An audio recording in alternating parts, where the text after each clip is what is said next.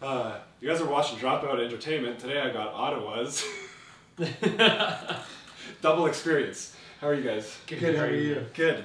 Good. Jet black feathers all slicked back, just like a warning. Get back, living in jet black feathers all slicked back, just like a warning. Get back, jet black. You guys are, we're right into Indie Week. How's you guys Indie Week going? Busy. Busier than expected, yeah. Yeah, it's been a whirlwind of a week. I think we kind of expected to maybe do the panels and a couple shows, and I think we've been 12-hour days every day this week. So yeah, because you guys just keep winning everything, right? yeah, apparently, yes, indeed. Very cool. Do you want to, do you want to tell us a little bit about what your journey has been this Indie Week?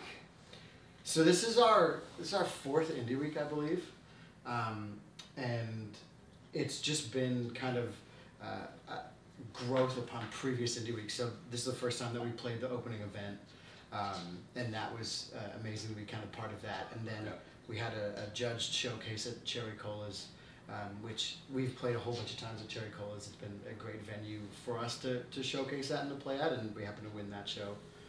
And then we, for the first time ever, got to play at Mod Club, which I think as guys growing up like in Ottawa, you hear about all these amazing bands that come through Toronto, and they get to like show up at Mod Club and play, and you kind of go, oh my goodness, like you hold this venue at this like super high esteem, and so it was really amazing to play there as well. So that's and cool. Then, yeah, we won our judge showcase there, and now we're off to the finals on Sunday. Amazing, very cool. Yeah, so we're talking about venues here. How is there a comparison between Ottawa venues and Toronto venues? Are they pretty similar, pretty different?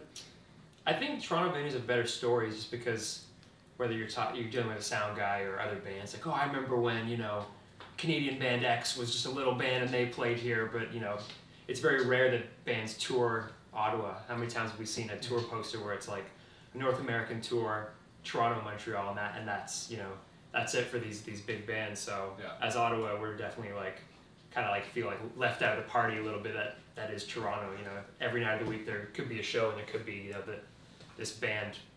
They're playing Bovine today, but tomorrow they're playing some huge stadium show. You're right. Well, and there's not like the storied history, I don't think, of like venues in Ottawa versus Toronto. And what I mean by that, I guess, is like it's just blasé that like the Police's first show in North America was at Horseshoe. Yeah. And it's like the only thing like we would be freaking out about that if there was like a venue in Ottawa that did that. I mean, the only thing that we had was Zaphod. Yeah, and Rolling Stones would play there, and it's like, oh, well, that's amazing. They're doing this small intimate club show, but it's like, but you guys have the El Macambo, which they have ripped there all the time. So they always do a secret show when they kind of kick off their tours in Toronto. So a lot of that like information or history, if you were like kind of just you guys are like, yeah, it's cool, and for us, like, we don't have that that history in Ottawa. Yeah, we're definitely very spoiled here in Toronto.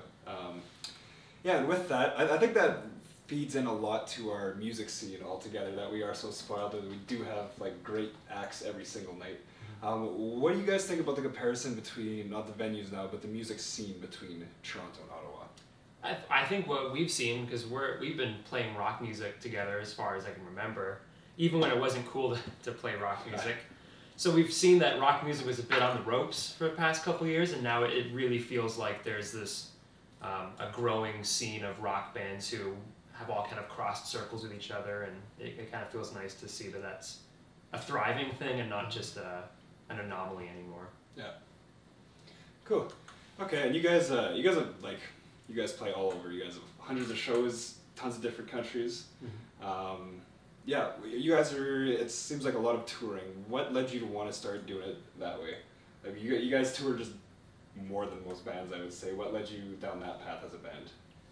I think for us, like any artist, period, I think when you pick up an instrument and you strum, if you're a guitar player, you strum that first power chord as loud as your amp can be, you go, yes, this is what I want to do. And I think that translates to just wanting to like play shows live. Yeah. So I think it's like that's the essence of being in a band. Of course there's recording and there's writing songs, but some of the world's most successful artists don't like write their own music, right? Like they are performers. Yeah. And I think it's always just been how many shows can we play that will make sense for our band, right? Not being busy for the sake of being busy, but ensuring that the number of shows we do works and tells the story and is useful for our band, I guess. And we just wanted to take our brand of rock music as far as we can go. Yeah. Yeah. Can you give us a few highlights of some of the places you guys have gone? Because I know it's a little bit of everywhere. Which were a few of your favorites? I mean, we spent a lot of time in the UK in the early years, just because it was a lot more manageable for us to tour there than it was to tour the United States. Just with the visa process and stuff, that's a whole other thing. Yeah. So I think the UK has a lot of like nostalgia and like fond memories there.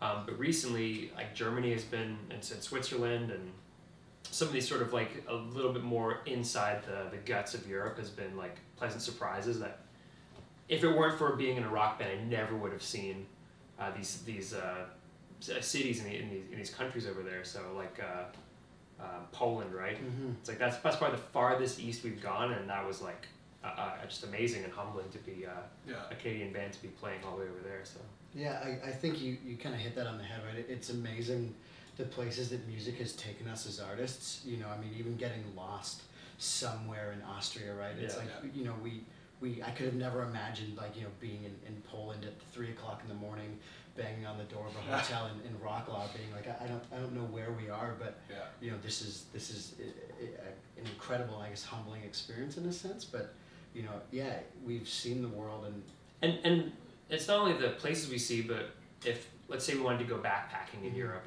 and leave music behind and just travel, there's places that are from the airport to your hotel to the tourist spot that's like very angular lines, but when you're in a band you gotta do all the back streets, right, town between towns, so the scenery and the people that we get to see are not like, you know, in the tourist trap areas. They're kind of like the salt of the earth of, you know, all these places. So we really do feel like we get a better sense of what life is like over there, and not just as like this blanket North American tourist, like engaging with North American tourist activity. For sure.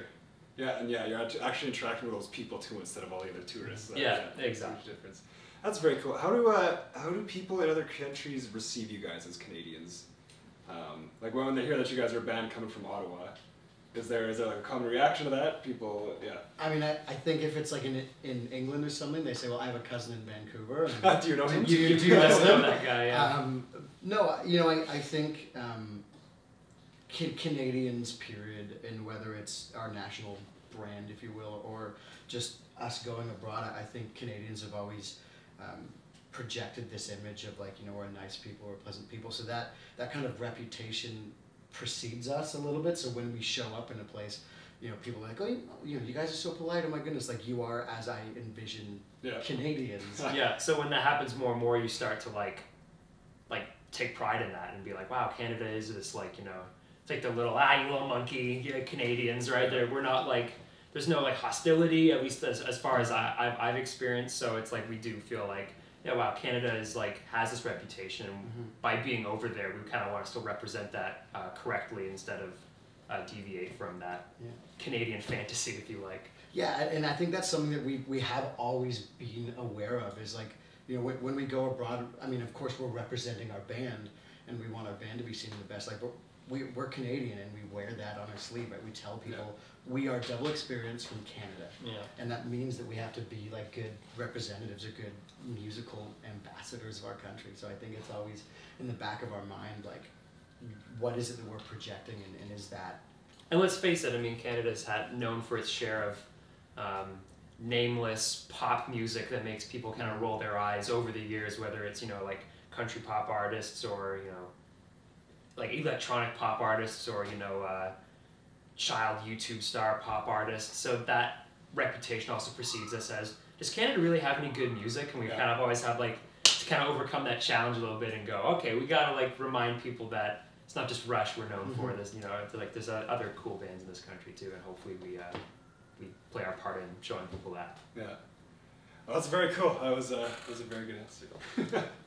Cool. And so you got some pretty big news, I guess you told us already. You're doing the finals of the Indie Week, but you guys got some other big news to share. Do you want to just get into that? Yeah, for sure. I mean, we recently signed to a German label, Dropout, And that was something where for years Ian and I have been trying to, as a DIY band, figure out how to scale that up, because it's a big world out there, and even though that he and I were more than happy to take control of that that destiny, if you like, it was just, the reality is like the scope is just too enormous for us to, as he said, like once you play that first power chord, you want to play it everywhere, and you like, you know, it's Rome wasn't built in a day, or you know, like no man is an island, like whatever have you of the expression you want to use. We realized that we needed to have a team member, and we talked to, you know, Canadian labels, American labels, European labels, and it was never like a full connection of,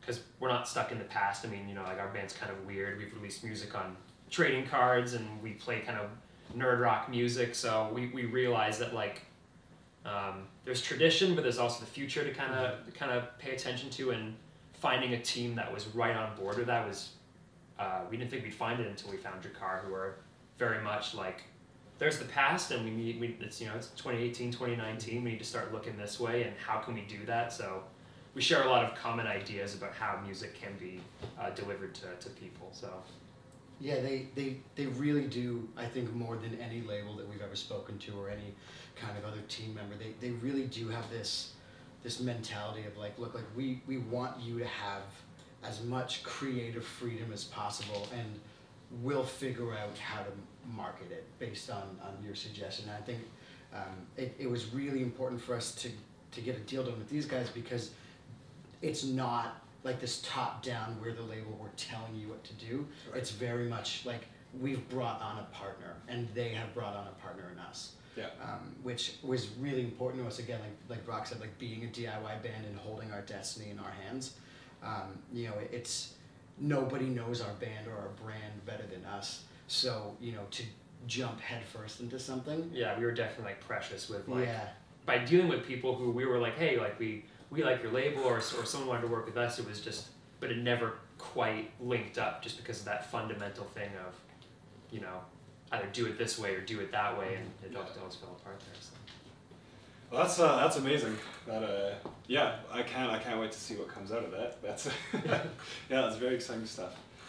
So yeah, doing it DIY, which you guys have been, yeah, like it's incredible things that you guys have accomplished. Do you guys have advice for other bands that are trying to do this themselves as well? Only to really define what it is you want out of it, and especially in a band, because there's so many perspectives that landing on the same page, and then being able to just little by little go, how are we going to grow, what are our objectives, and are they realistic, and just kind of continually going through a list instead of trying to flip through the book on, but we should be here, and we could do this, and you know, and everyone's on different pages at the same time in terms of where they want to be. Like, especially in a band, as a DIY band, you have to just literally, like with a pen and paper, draw out that flow chart of how you see it growing, because that's the only way you know if you're on the right track or not. Yeah.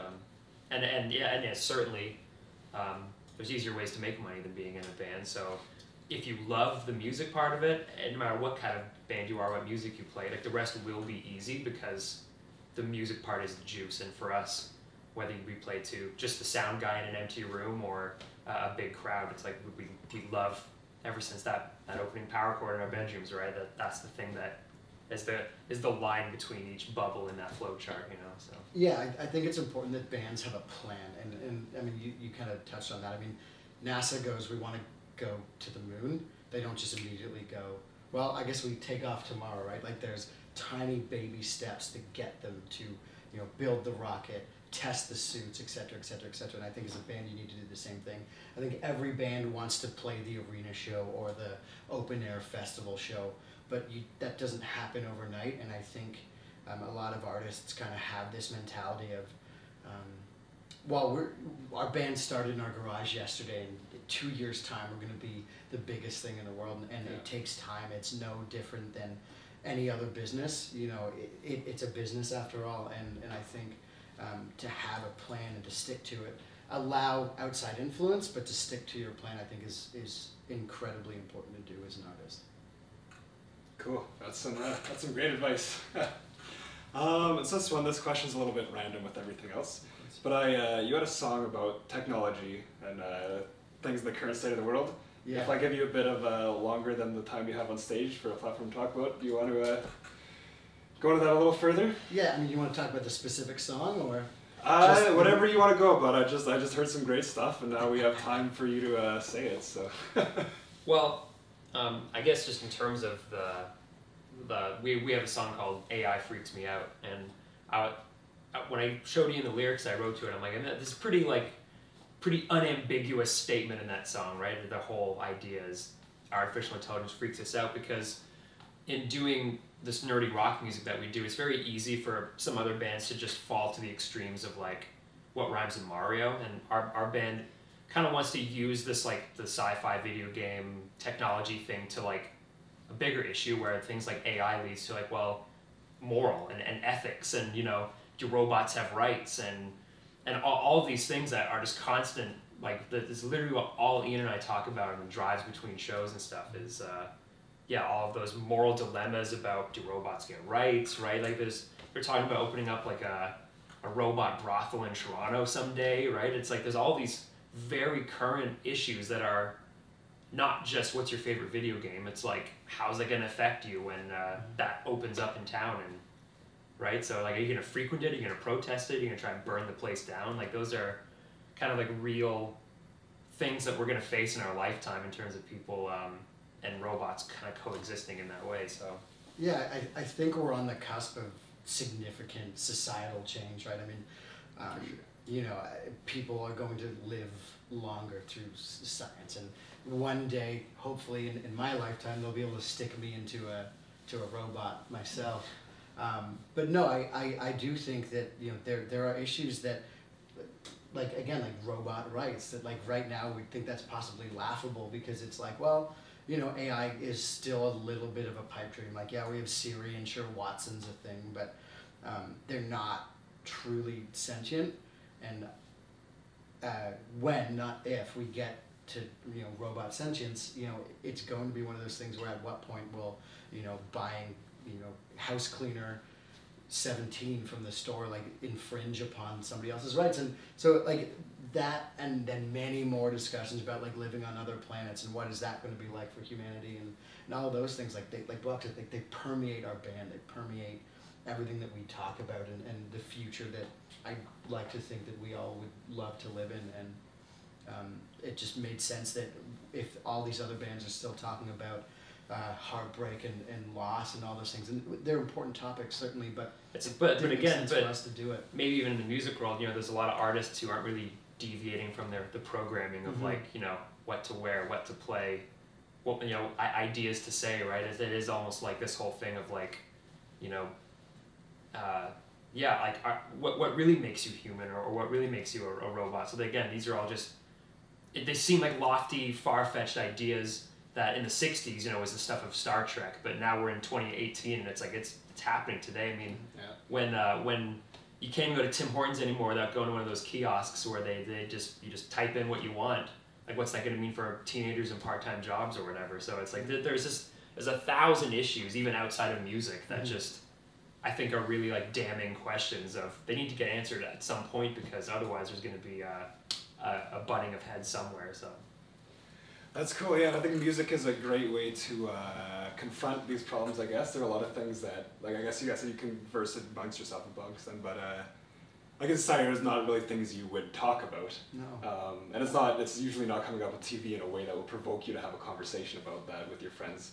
And you guys being like a self-proclaimed nerd rock band, and yeah, being known for your songwriting skills, how important is that to you to always being like, make sure you're sending a message and not just writing what rhymes with Mario? Yeah. I think just even growing up, whether it was video games or comic books, right? I mean, some people read Spider-Man and they go, I like his costume and go web go, and I like when the hero beats the villain, but, or I read and I see with great power comes great responsibility, right? Like these were all mediums to tell important lessons to people growing up, or, the political stuff in Star Trek, right? Like this. It's not just some bullshit up in space or in superhero. It's like there is something underneath it all. So when we looked at the music side of it, it's like, yes, there's going to be we're going to try our best to be clever songwriters for better or worse, but we do want to use all of that. If you really kind of like dig deep and take the time to kind of examine it, you'll realize, yeah, it's not just, you know, we love Destiny and, you know, like songs about that game are trying to get to something a little bit more. So Yeah. You know, I think, and I mean, our band is far off from having a massive pulpit or anything like that, but I think as artists, it's our responsibility to talk about things going on around us, and and I think it's important for us to have a message, and sometimes the message is not, we are telling you, you know, gun control is good or gun control is bad. It's just, there needs to be a discussion about that. I mean, and I know specifically we live in Canada, we've got a great gun control system, but you know, like we always think it's important that our music, whether it's like uses the medium of Go Web Go or whatever, you know, like that is the way that we tell a story, or the way that we bring up the message that we want to get out, you know. And then, you know, and then even in just the maybe like the surface level way, like there's enough rock bands who just kind of hang on to anger or sex, drugs, rock and roll as like that is the message, and there's nothing else to discern from it other than, okay, well, when I'm feeling sleazy or I want to just party, like I can put on this certain rock record and feel that way, but we want to we like the sounds of those records, but we do feel the subject matter is a little bit stale. Like it just, it's been done so many times, so like we love the sound of it, but we do think that us and many other bands are trying to, at least in the message of it, do something that is a little bit more far-reaching than sex, drugs, rock and roll. Well, and I think too, it comes down to what I think is really important for us as songwriters, which is having authenticity in our music, right? I mean, there's so many artists out there that, whether it's like going to the club or going to the strip club or etc., it's like they may or may not be living these lives that they're projecting in their songs,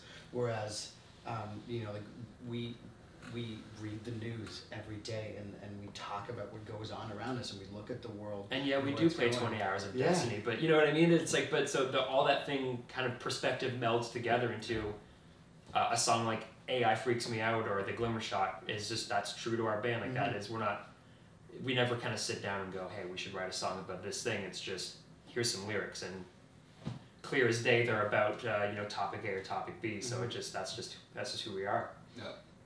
Okay, very cool. That was a great answer. Do you guys, what else do you guys got coming up in the near future?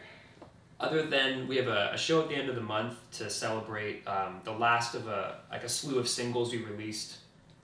Pretty much a year ago today, we decided to just do a serial, sort of like a bunch of releases of songs, and the last of which was a song called Jet Black. So on Black Friday, we're going to be having like a big kind of celebration in Ottawa, just to kind of put the cherry on top of what was a very kind of exciting year for us. I mean, we did a 6-week tour of Europe, excuse me. We went over to Reeperbahn, we wrote a bunch of music, so it was, and then released all these singles. So in 2019, we hope that's all culminated to a good sort of like starting off point to build on top of that. Yeah. Cool, amazing. Well, that's all the questions I got for you guys then. Thank you so much. We have some links down. Yeah, check them out. Thank you guys so much. Thank you for having us. Cool. Well, that's your Have you ever stood at a word till the definition blurred?